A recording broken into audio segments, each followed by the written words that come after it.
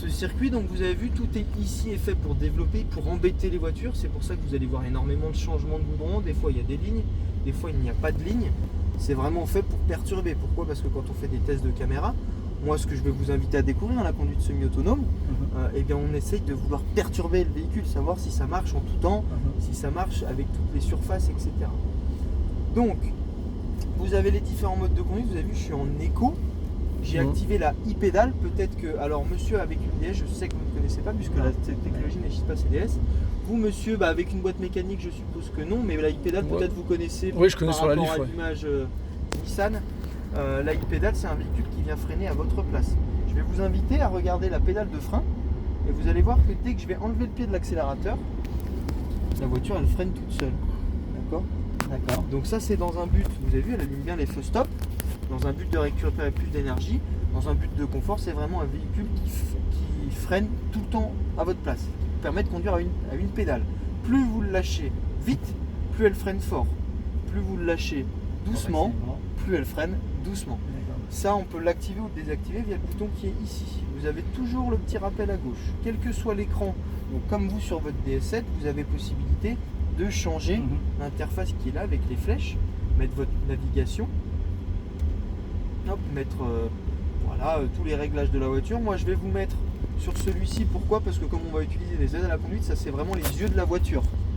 Là vous avez les compteurs qui sont ici, mais vous avez aussi possibilité de les afficher en plus grand et de garder l'image de fond qu'au milieu. D'accord. D'accord. Hop.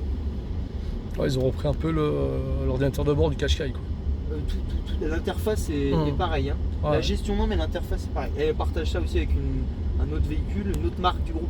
Ouais. Voilà, si on peut... Et le e-pédale, il est sélectionné par rapport à ce bouton-là. D'accord. Voilà, donc là il est enlevé quand il est gris et quand il est bleu, il est allumé. D'accord, regardez là pour faire une démonstration.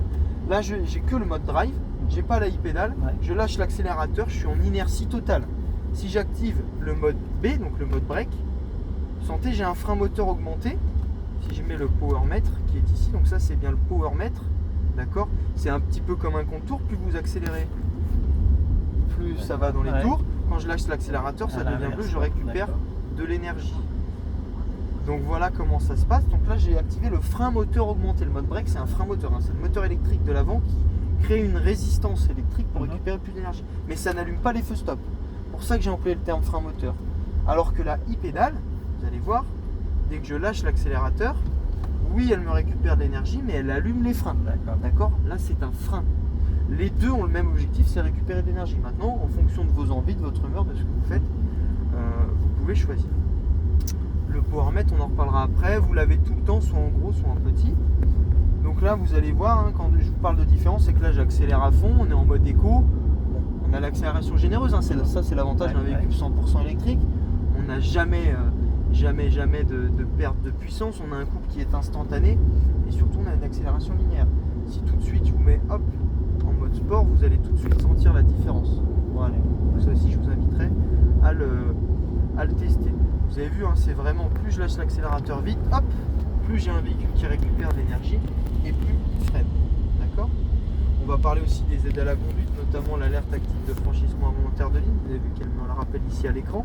Hop, dès que je franchis une ligne de manière involontaire, ça on en parlera. Comment le véhicule sait que c'est involontaire, que j'ai franchi la ligne là? Par rapport à la vitesse? Non, parce que j'ai pas mis mon clignotant. Une Ok. aide à la conduite, elle respecte le code de la route et c'est interdit de franchir une ligne sans mettre le clignotant. Là je mets le clignotant, elle m'avertit pas que j'ai franchi la ligne, puisque je l'ai fait de manière volontaire avec un clignotant. L'alerte de franchissement involontaire de ligne, vous l'avez sur votre voiture, monsieur, vous l'avez sûrement. Alors je sais pas de quelle année est votre voiture, mais vous l'avez sûrement, c'est obligatoire depuis 2 ans pour avoir 5 étoiles à l'Eurocap. Ici elle est active, c'est-à-dire qu'elle corrige un peu la trajectoire. Vous monsieur, sur un Nitens 4x4, je pense que vous l'avez aussi. Oui, je l'ai aussi. Et vous avez avez effectivement aussi l'activer ou la désactiver. Voilà, et vous avez Et aussi. puis elle me remet effectivement dans le. Et vous avez aussi le Drive Assist Plus, je pense, donc la conduite semi-autonome. Chez Nissan s'appelle ProPilot. Donc, conduite semi-autonome, c'est une gestion longitudinale via le régulateur de vitesse adaptatif. Vous avez une gestion latérale via le maintien de la position dans le voie qui est égale conduite semi-autonome. Alors j'ai une question Oui. par rapport au ProPilot. Sur l'ARIA, est-ce que en fait, si le conducteur fait un malaise, elle se met sur la bande d'arrêt d'urgence toute seule et elle arrête? Non. Parce qu'on l'a vu dans une pub japonaise. Oui, pub japonaise et puis d'autres marques, Ouais. constructeurs. Non, Nissan, j'ai vu carrément ça, Ah. Nissan quoi. Mais alors d'autres marques le font, Nissan Ariya non. En tout cas, moi je homologue version européenne, je peux pas vous dire là-bas, mais c'est bizarre qu'on n'ait pas été mis au courant. Vous avez vu, j'en reviens juste sur les changements d'asphalte qui sont faits exprès, qui permet, regardez, si je coupe la climatisation et que je coupe les sièges chauffants, les sièges ventilés, pardon, parce que là on entend les sièges.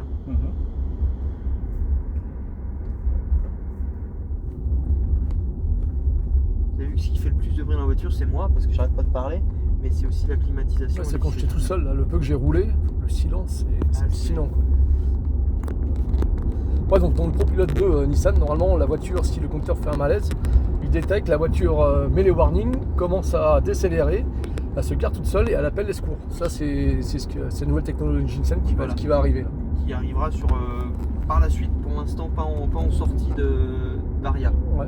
Voilà. Ou là, ça sera pour 2025, une fois que ça sera entièrement au niveau 3. Quoi.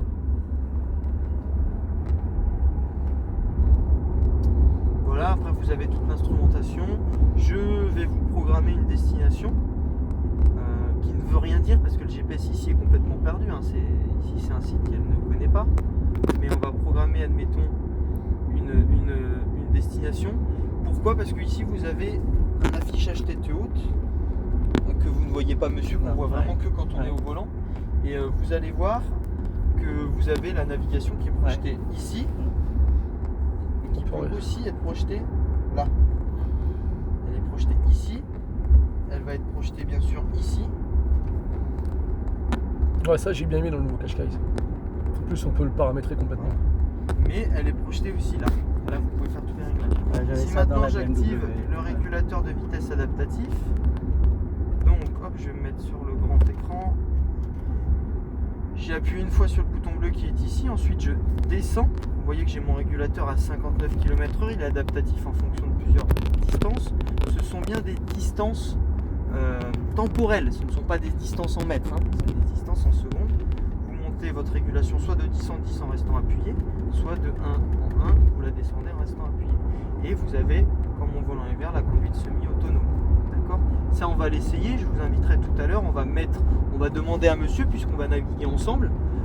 Je vous laisserai à tour de rôle tout seul dans le véhicule pour que vous puissiez en profiter, mais de se mettre peut-être devant nous, que nous on profite du véhicule qui s'arrête tout seul et inversement. D'accord ? On le fera quand on sera ensemble dans le véhicule.